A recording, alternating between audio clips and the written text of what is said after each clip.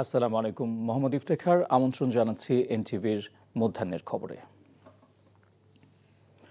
July August অভ্যুত্থান চলাকালে গত 5ই আগস্ট রাজধানীর চানখারপুলে 6 জনকে গুলি করে হত্যার ঘটনায় মানবতাবিরোধী অপরাধের মামলার অভিযোগ গঠন বিষয়ে আজ আদেশ দেবে ট্রাইব্যুনাল। গত 3রা জুলাই আসামি পক্ষের অব্যাহতি আবেদনের উপর শুনানি শেষে বিচারপতি গোলাম মুর্তুজা মজুমদারের নেতৃত্বাধীন আন্তর্জাতিক অপরাধ ট্রাইব্যুনাল 1 বিষয়টিতে আদেশের জন্য 14 জুলাই দিন ধার্য করেন। এ মামলায় কারাবন্দী পুলিশ পরিদর্শক আরশাদ, কনস্টেবল মোহাম্মদ সুজন, ইজাজ হোসেন ইমন ও নাসিরুল ইসলাম সকালে ট্রাইব্যুনালে হাজির করা হয়েছে। গত বছরের 5ই আগস্ট চানখারপুল এলাকায় প্রাণঘাতী অস্ত্র ব্যবহার করে 10ম শ্রেণীর শিক্ষার্থী শাহরিয়ার খান আনাস, মাহাদি হাসান জুনায়েদ, ইয়াকুব, রাকিব হাওলাদার, ইসমামুল হক ও মানিক মিয়াকে হত্যা করা হয়। এছাড়া কল্যাণপুরের 9 যুবককে জঙ্গি সাজিয়ে হত্যার অভিযোগে করা মামলায় আজ সাবেক আইজিপি AKM শহীদুল হক, সাবেক ডিএমপি কমিশনার আসাদুজ্জামান মিয়া ও মিরপুর বিভাগের সাবেক ডিসি মোহাম্মদ জসিমউদ্দিন মোল্লাকে ট্রাইব্যুনালে হাজির করা হয়েছে। দর্শক, এই মুহূর্তে আন্তর্জাতিক অপরাধ ট্রাইব্যুনালে এলাকায় আছেন সহকর্মী হাসান জাবেদ। সেখান থেকে তিনি আমাদের সঙ্গে সরাসরি যুক্ত হচ্ছেন। জাবেদ, সবশেষ কি তথ্য আছে আপনার কাছে?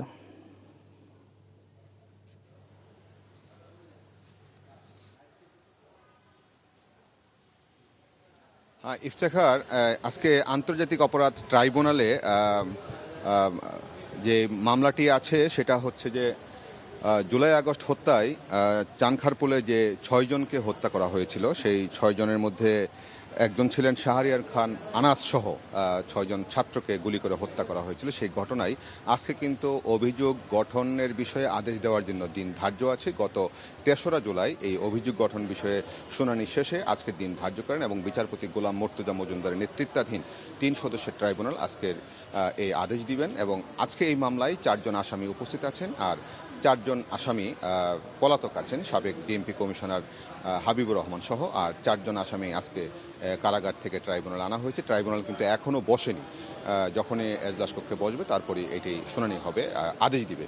আর আরেকটি মামলায় হচ্ছে আপনার মিরপুরের জাহাজবাড়িতে 9 যুবককে জঙ্গি নাটক সাজিয়ে যে হত্যা করা হয়েছিল, সেই হত্যা মামলায় সেই হত্যার অভিযোগে আজকে তদন্ত প্রতিবেদন জমা দেওয়ার জন্য তদন্তের অগ্রগতি প্রতিবেদন জমা দেওয়ার জন্য দিন ধার্য আছে এবং সেই কারণে আজকে সকালে ট্রাইব্যুনালে 3 জন আসামিকে হাজির করা হয়েছে। তাদের মধ্যে হচ্ছেন সাবেক আইজিপি শহীদুল হক, ডিএমপির সাবেক কমিশনার আসাদুজ্জামান মিয়া এবং ডিসি মিরপুরের জোনের তখনকার যে ডিসি ছিলেন জসিমউদ্দিন মোল্লা। তাদের 3 জনকেও কিন্তু আনা হয়েছে এবং আজকে তদন্তের অগ্রগতি প্রতিবেদন দেওয়ার জন্য দিন ধার্য আছে এবং গত 7 মে কিন্তু তাদেরকে হাজির করা হয়েছিল, তাদেরকে একদিন করে জিজ্ঞাসাবাদ করা হয়েছে। তো আজকে এই 2টি ছাড়াও আরেকটি শেখ ইয়ামিন, যাকে ওই পুলিশ ভ্যান থেকে ফেলে দিয়ে যখনও জীবিত ছিল তাকে পরে হত্যা করা হয়, সেই মামলায় কিন্তু আজকে তদন্তের অগ্রগতি প্রতিবেদন জমা দেওয়ার জন্য দিন ধার্য আছে। ইফতেখার, জানছিলাম চানখারপুলে 6 জনকে হত্যার ঘটনায় অভিযোগ গঠনের আদেশের খবর। নির্বাচনের পরিবেশ বিঘ্নিত করতে একটি বিশেষ মহল সোহাগ হত্যাকাণ্ডকে নিয়ে রাজনৈতিক স্বার্থ সিদ্ধির জন্য ব্যবহার করছে কিনা সে বিষয়ে সন্দেহ প্রকাশ করেছেন বিএনপি মহাসচিব মির্জা ফখরুল ইসলাম আলমগীর। সকালে গুলশানে দলীয় চেয়ারপারসনের কার্যালয়ে বিএনপির স্থায়ী কমিটির সংবাদ সম্মেলনে এসব কথা বলেন তিনি। এই সময় তিনি অভিযোগ করেন, সোহাগ হত্যার স্পষ্ট প্রমাণ থাকা সত্ত্বেও একটি চিহ্নিত মহল বিএনপির নামে বদনাম করছে। তিনি আরও বলেন, সুপরিকল্পিতভাবে একটি দলের বিরুদ্ধে যে অপপ্রচার চালানো হচ্ছে তাতে ফ্যাসিজমকে আবারও পুনঃপ্রতিষ্ঠার চেষ্টা চলছে। আর যারা জাতীয় নির্বাচনকে প্রতিহত করে ফ্যাসিবাদ কায়েম করতে চায় তাদেরকে প্রতিহত করার আহ্বান জানান তিনি। এছাড়া তিনি আরও বলেন, অপরাধীর কোনো দলীয় পরিচয় নেই, এ ব্যাপারে বিএনপির বক্তব্য স্পষ্ট।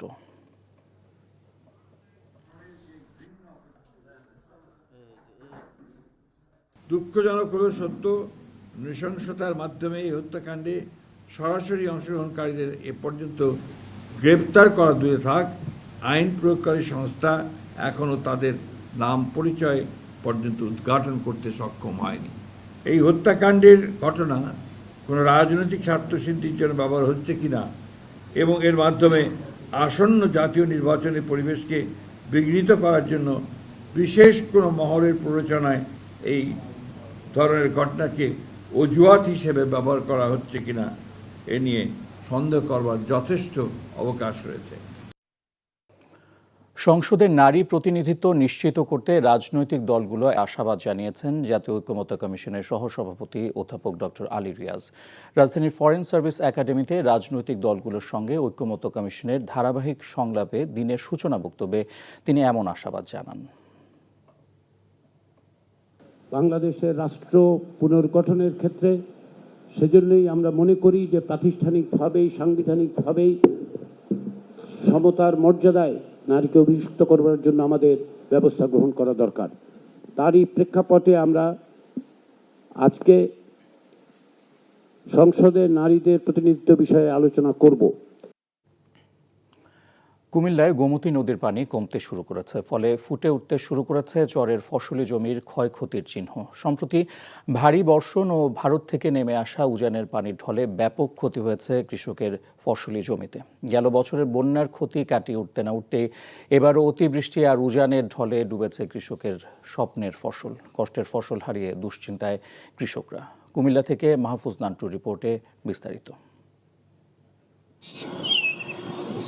কয়েকদিন আগের অতিবৃষ্টি আর উজানের ঢলে গোমতীর চরে ফসল তলিয়ে যায়। গত বছরের বন্যায় গোমতী চরের কৃষকরাই সবচেয়ে বেশি ক্ষতির মুখোমুখি হয়েছিলেন, যার ক্ষত এখনও কাটিয়ে উঠতে পারেননি তারা। এবারও পানি বেড়ে চরে ডুবেছে লাউ, করলা, মিষ্টি কুমড়া, মূলা সহ অন্যান্য শাকসবজি। এসব ফসল ফলানোর জন্য কৃষকরা লোন নিয়েছিলেন বিভিন্ন ব্যাংক থেকে। এখন ফসল হারিয়ে দুশ্চিন্তায় চরের কৃষকরা।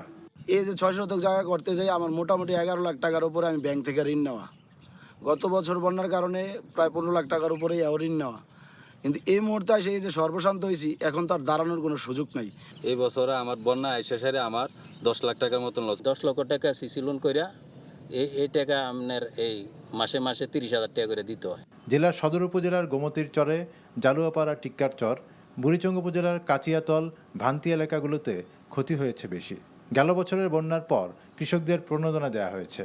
এবারও কৃষি বিভাগ ক্ষতিগ্রস্ত কৃষকদের প্রণোদনা দেবে বলে জানালেন কৃষি অধিদপ্তরের এই কর্মকর্তা। সরকারের ইচ্ছা এবারও আমরা আছে, আমাদের প্রণোদনায় কিন্তু সবজি চাষিদের জন্য প্রণোদনা আছে, সবজি বীজ সহ নানা ধরনের উপকরণ। তো সেগুলোর মাধ্যমে হয়তো কৃষকরা আবার ইনশাআল্লাহ ফিরে আসবে। জেলা কৃষি অধিদপ্তরের মতে এবছর অতিবৃষ্টি আর পাহাড়ি ঢলে আউশ ধানের ক্ষতি হয়েছে 11,586 হেক্টর জমি, রূপা আমনের বীজতলা ক্ষতি হয়েছে 487 হেক্টর, শাকসবজির ক্ষতি হয়েছে 1350 হেক্টর জমি, যার মধ্যে গোমতীর চরে রয়েছে 120 হেক্টর জমি। NTV news desk. আর এই ছিল মধ্যাহ্নের খবরে। এই খবরের ভিডিও শো আপডেট জানতে ভিজিট করুন এনটিভি অনলাইন www.ntvbd.com। এছাড়াও এনটিভির জনপ্রিয় সব অনুষ্ঠান ও খবরের আপডেট জানতে ভিজিট করুন আমাদের ইউটিউব ও ভেরিফাইড ফেসবুক পেজ। 2টায় দুপুরের খবর দেখার আমন্ত্রণ রইল। ধন্যবাদ সবাইকে।